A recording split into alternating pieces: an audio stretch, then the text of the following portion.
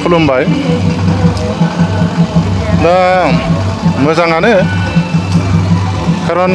आसाम सरकार माने कालचारेल बिभाग बा सांस्कृति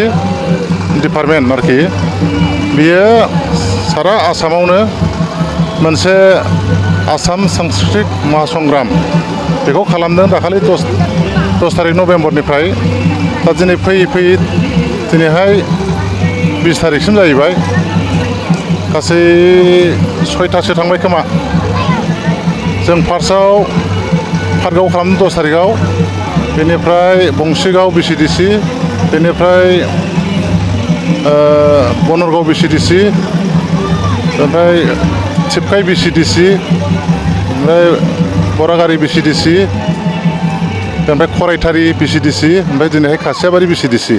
बे थांबाय आरोखि दा मोजाङानो नांदों बेखौ खालामनायनि थांखिया जाहैबाय गाइडलाइन मथे बा गावसिनि फोसावनाय मथे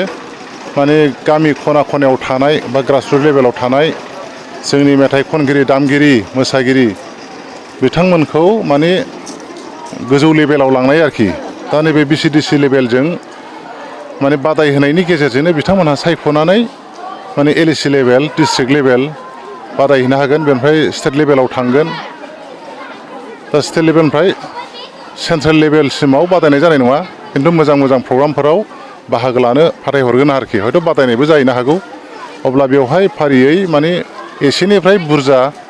माने माखासे बान्थाजों लोगोसे माने सार्टिफिकेट होगोन आरोखि बे जोंनि आसाम सांस्कृतिक डिपार्टमेन्टआ दा बेनि थाखायनो मोजां जाहाथे जोंनि मानसिफ्रा बाहाय बाहागो लानानै जुदि दावगालांनो हायोबा जोंनि आसाम स्टेटआवनो मोनसे नाम जागोन आरो आसाम रायजोनि सुबुंफोरजों बयजोंबो बाख्नाय जागोन बराय जागोन आरो मोजां मोजां प्रग्रामफोराव माने मान बावजानाय बा एवार्ड बेफोरखौ मोनलांनायनि चान्स थायो आरोखि दा बेजों माने जोङो दावगालांनो गोरलै जायो ओंखायनो जोंनि बिसिडिसि लेभेलनि दैदेनगिरि टिचार्सफोर आरो जोंनि इन्टेलेक्सुयेलफ्रा बेखौ मदद होनांगौ दा आं नुदों जोंनि गामि लेभेलाव मोसाग्राफ्रा दङ दामग्रा देग्रा गैया बेनि थाखाय बाहागो लानो हाया जायनि थाखाय जों निल हरनाङो बेहाय जोबोद दुखुनांथाव आरोखि आरो संगित हिसाबै सल' हिसाबै ज्योति संगित बिष्णु संगित बेनिफ्राय रबीन्द्र संगित दा बेफोरबायदि दङ आरोखि दा बेफ्राव जोंनि मानसिफोरा सोलोंथारा आरोखि दा बेवहाय गुबुन गुबुन हारिनि सुबुंफोरखौ जों एसे नुदों दा बर'फोरनि गेजेरावबो दङ खिन्थु गोबां खमथार आरोखि दा बेफोरखौ बादायनो हायोब्ला जोंहा गोजौ लेभेलाव बेफोरजों मोनसे गावखौ फोथांना लाखिनाय गावनि सन्मानखौ लाखिनो हानाय बे मोनसे प्लेटफर्म आरोखि बे लामाया नुजाहैयो आरोखि ओंखायनो जों गोसो होनानै सोलोंलायनांगौ आरोखि दा बेखायनो दा नेक्स्ट बोसोरफोराव खुङोब्ला जाहाथे जों बेफ्राव मोजां रोखोम बाहागो लानो हायो बेनि थाखायनो आं गार्जेनफोरखौ खावलायनो लुबैदों जाहाथे गाव गावनि फिसाफोरखौ गथ'फोरखौ हौवासायानो जा हिनजावसायानो जा बयबो मदद होयो थुलुंगा होयो आरो जोंनि इन्टेलेक्सुयेलफोरा लकेलानो जा माने गोजौ लेभेलनि इन्टेलेक्सुयेलानो जा बिथांमोनहा जाहाथे बिदि सोलोंनायनि प्लेटफर्मखौ होयो आरोखि आरो बेखौ गुरुत्थ' होयो आरो बेफोरखौ माने सरकार लेभेलजों मोजां सोमोन्दो लालायनानै बिनि मावफुंनो हानाय राहाखौबो बानायनानै लालायलायो आरो सरकारफोराबो जोंना मोजाङै मदद होयो बेफोरनि इम्परटेन्सखौ लानानै बेखौ आं गुरैयै खावलायदों आरोखि सासे हारिमु सिबियारि हिसाबै दा बेवहाय मोनसे ग्रुप खालामनाय जादों आरोखि जेन'बा 12 बोसोरनिफ्राय 18 बोसोरसिमा बे ए ग्रुप बेनिफ्राय 19 बोसोरनिफ्राय 24 बोसोरसिमा बि ग्रुप बेनिफ्राय 25निफ्राय 35 बोसोरसिम आरोखि बियो सि ग्रुप दा बे ग्रुपआव गुबुन ग्रुपनि बैसोआ हाबलायनो मोना आरोखि बिसोरो आइडि लानाय जायो फुरा रेजिस्ट्रेसन आरोखि रेजिस्ट्रेसन जेनेरेट खालामनांगौ आरो बेखौ माने ब्लकनि भिडिअ सारा हायो आरोखि ओंखायनो बिसिडिसि लेभेलनि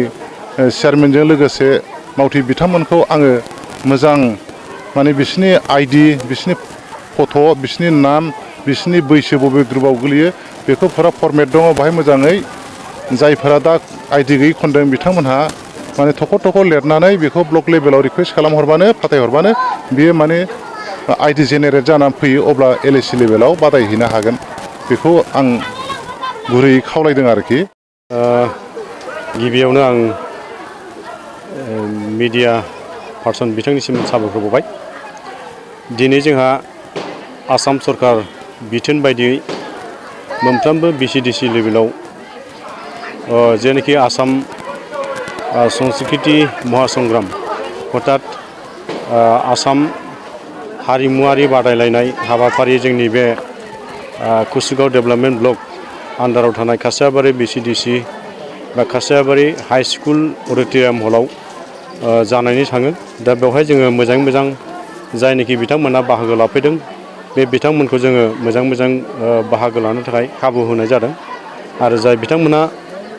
बाहागो लाफैदों बिथांमोना निस्सय इयुनाव माबा मोनसे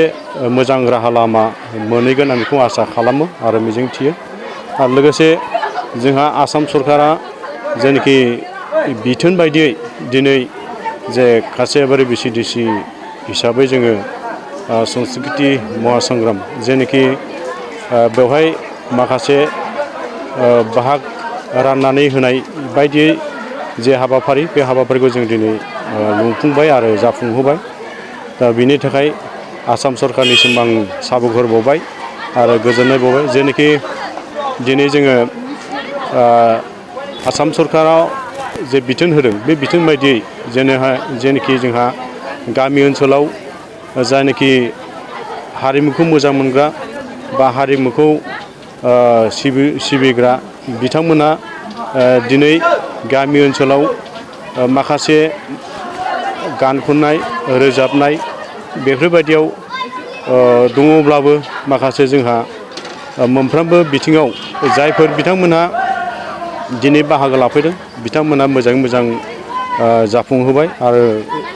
बे जाफुंहोनायनि थाखायनो साफ्रोम बादायारि बिथांमोनखौ